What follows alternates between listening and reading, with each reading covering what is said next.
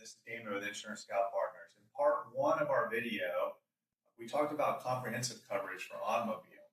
In this example, part two, I'm going to speak to some situations that we run into during this time of the year. We get calls from clients that had a break-in into their car.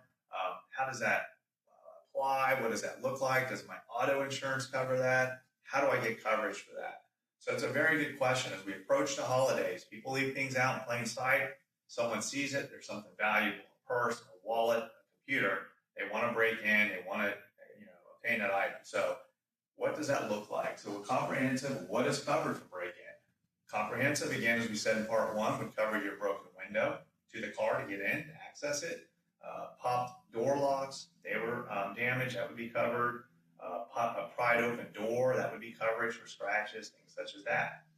That comprehensive coverage has its own deductible, so you have to look at that. It would fall under your auto policy, whatever that deductible is. It could be $250, it could be $500, it could be $1,000.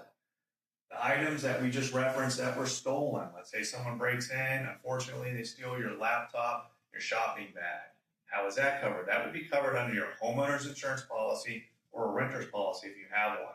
These policies follow you off premise up to a certain limit of coverage for those items. So for example, if you have $50,000 in personal property on your home, you would have approximately $5,000 in coverage of 10% off premise. So if someone steals your laptop, your wallet, your purse, there would be some coverage for that. However, that would fall under a separate deductible, and that deductible would fall depending on your home insurance policy or your renter's policy.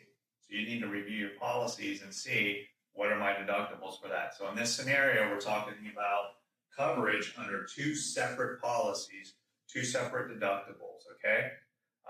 If you also have collision on your policy, that's not covered. So that's not going to cover any of these things that we talked about. So you have to have the comprehensive, and then you have to fall under your home or your renter's policy. Thank you for listening and following us, and click below for more information on risky business.